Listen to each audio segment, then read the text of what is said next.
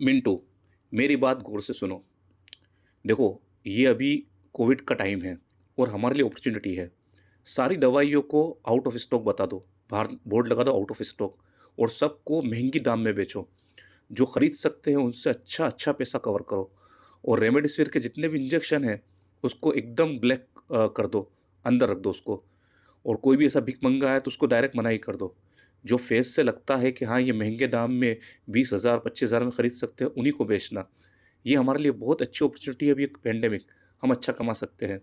और हाँ, जो खाली रेमडेसिविर की बोतलें पड़ी है उसके अंदर ग्लूकोज का पानी डाल दो और उसको भी बेचो। वाह बेटे, आज मेरा सीना फ़ख्र से चौड़ा हो गया। मेरा बेटा कितनी तरक्की कर रहा है, कितना पैसा कमा रहा है, कितनी प्रॉपर्टी कमा लेगा, कितनी गाड़ी बंगला सारे इकट्ठे कर लेगा। जी जी जी पापा। बेटा, पिशाच हो, नर पिशाच हो, क्योंकि जानवर तो नहीं कह सकता, जानवर में भी रहम होता है। तुम खून चूस रहे हो इंसान का। पर पापा ये तो हमारा बिजनेस है। बिजनेस? हमारा बिजनेस ऐसा बिजनेस है जहां लोग हमें देवता समझते हैं। हम वो काम करते हैं जिसमें पुण्य भी कमा सकते हो और पैसा भी। और तुम क्या कर रहे हो ऐसे हालात में जहां अपने मर रहे हैं अपनों के सामने, जहां लोग दवाइयों के लिए भाग रहे हैं, फैमिली को बचा रहे हैं। तुम ऐसे हालात में लोगों से पैसा कमाने के लिए ऐसी शर्मनाक हरकत कर रहे हो। पर पापा। बेटा, ध्यान रखना, किसी की बद्दुआ, कोई किया हुआ काम, ये बेईमानी का काम खून फाड़ कर, नस फाड़ कर, जिस्म फाड़ के बाहर आएगा और ऐसी हालत में पहुंचाएगा कि सोच भी नहीं सकते। तुम्हें क्या लगता है ये पैसा जो तुम कमा रहे हो, यही पैसा एक दिन तुम्हारे लिए मुसीबत बन जाएगा और यहाँ तक कि तुमने जो हक और ईमानदारी से कमाया है वो भी चला जाएगा। मैं तुम्हें एक कहानी सुनाता हूँ। ये कहानी नहीं है, ये प्रैक्टिकल चीज़ है। ये मैंने जो देखा है वो बता रहा हूँ। हमारे गांव में एक मेडिकल थी, समीर मेडिकल, उनके मालिक समीर। वो मेडिकल काफ़ी अच्छी जगह थी, आसपास डॉक्टर्स हॉस्पिटल थे, चौराहा था, मेडिकल खूब चलती थी। उस मेडिकल पे हमेशा कस्टमर की भीड़ रहती थी। उसने इस मेडिकल से बहुत कमाया। उसने कई प्रॉपर्टी ली, मकान बनाए, कई ज़मीनें ली, बहुत पैसा कमाया। पर वो जो समीर था वो एक नंबर का लालची था। इतना लालची कि कोई उसकी दुकान पर आए, उसके मेडिकल पे आए, उसको 1 रुपया कम नहीं करता। 1000 का बिल बना हो, 2 रुपये कम भी हो तो भी वो लेता, वरना माल नहीं देता, क्योंकि उसकी मोनोपोली थी। उसे पता था कि ये माल लेने के लिए कहाँ जाएगा, यहीं रहेगा। उसकी डॉक्टरों से सेटिंग थी, इसलिए सब लोग उसके पास ही आते थे।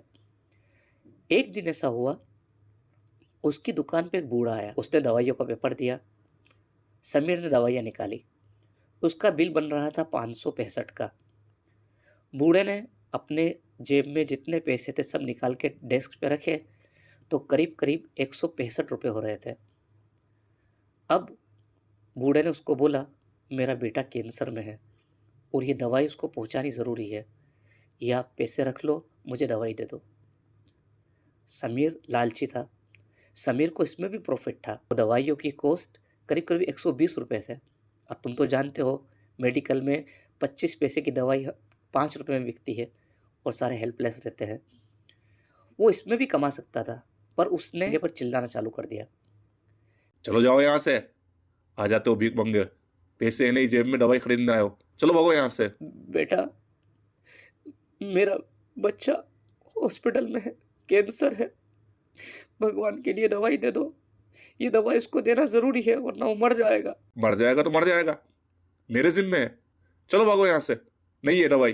बेटा, मैं तुम्हारा हाथ जोड़ता हूँ, तुम्हारे भी बच्चे होंगे, प्लीज़ ये दवाई मुझे दे दो। भाई साहब, दे दो उनको दवाई। आपको ज्यादा रहम आ रही है तो आप दे दो उसके पैसों। ठीक है, मैं दे देता हूँ, ये लो पैसे, इसे जाने दो। वो बूढ़ा बड़ी कृतज्ञता से, बड़ी एहसान से, भले मानस का उसने धन्यवाद बोला और समीर को एक अजीब आंख से देख के गया, जैसे कि उसकी आंखों में बद्दुआ थी। वक्त गुजरता गया। समीर के बेटे को कैंसर हो गया। समीर ने के उसका इलाज के लिए कोई कसर नहीं छोड़ी। जितना महंगा इलाज करवा सकता था इतना महंगा इलाज वो करवाने लगा, लेकिन उसका खर्चा बढ़ता गया। धीरे धीरे उसकी सारी ज़मीनें बिक गई। उसका मकान भी बिक गया। यहाँ तक कि एक वक्त ऐसा आया उसका मेडिकल भी बिक गया। अब समीर के पास कुछ भी नहीं था उसका इलाज करवाने के लिए। दवाइयाँ महंगी महंगी आती। उसे पता था इस दवाई की कॉस्ट बहुत कम है, लेकिन मजबूरी वो दवाइयाँ लानी पड़ती। सारी सारी चीज़ें बिकने लगी, वाइफ के जेवर वगैरह सब बिक गए, लेकिन फिर भी वो अपने बेटे को नहीं बचा सका। उसका बेटा इस कैंसर में मारा गया। समीर की आंखों से आंसू नहीं रुकते। उसने जितना अपने मेहनत से कमाया था वो भी सब चला गया था। अब वक्त गुजरा, समीर बड़ी कठिनाई से ज़िंदगी गुजार रहा था। उसकी वाइफ को पैरालाइज का अटैक आया और उसके जिस्म का एक हिस्सा बेजान हो गया। डॉक्टर ने महंगे इंजेक्शन लिखे ताकि इसके असर को आगे बढ़ने से रोका जा सके और उस हिस्से को एक्टिव किया जा सके, पर समीर के पास पैसे नहीं थे। वो एक मेडिकल पे ये इंजेक्शन लेने के लिए गया। इंजेक्शन का टोटल बिल बना 1250। समीर ने अपनी जेब टटोली। उसके पास सिर्फ 325 रुपये थे। समीर ने हाथ जोड़कर उस मेडिकल वाले को रिक्वेस्ट की कि भाई मुझे दवाई दे दो, मेरी वाइफ मर जाएगी। लेकिन मेडिकल वाला एक सुनने को तैयार नहीं था। समीर को पता था ये 325 में भी इसका प्रॉफिट है, क्योंकि वो तो सारे प्राइस जानता था, सारे रेट जानता था। पर मेडिकल वाले आज वो हेल्पलेस था। उसे याद आने लगा कि उसके मेडिकल पे कितने लोग ऐसे मजबूर आते थे, और उस बूढ़े की आंख उसको नज़र आने लगी। उसे दिखने लगा उस बूढ़े ने जो अजीब नज़र से देखा था, आज वो अपने आप को उस बूढ़े की जगह महसूस कर रहा था, उसका दर्द महसूस कर रहा था।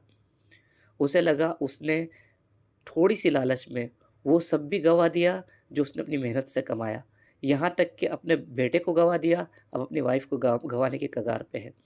उसे एहसास हुआ कि वो पैसा जो उसने खून चूस के लिया था, वो उसके जिस्म का खून फाड़ के बाहर निकल रहा है, वो बर्बादी की जगह पर था। तो बेटा, ऊपर वाला है, सब देखता है, वक्त पर हमें पता नहीं चलता, पर जब उसका हिसाब होता है, आपके ज़रिए की हुई बेईमानी का, आपके ज़रिए किया हुआ जुल्म का एक एक हिसाब लेता है। मैं यही सजेस्ट करूँगा बेटे कि हमारा काम पुण्य वाला काम है, सवाब वाला काम में बहुत ज़्यादा पुण्य कमा सकते हो जो आपको आखिर में काम आएगा। पिताजी, मुझे माफ़ कर दो। आपने मेरी आंखें खोल दी। मैं बहुत लालची हो गया था। मैं इस पैसों की लालच में मैं क्या कर रहा था, लेकिन आज आपने मेरी आंखें खोल दी। पिताजी, मैं आपको वचन देता हूँ, आज से मेरे मेडिकल से कोई खाली नहीं जाएगा।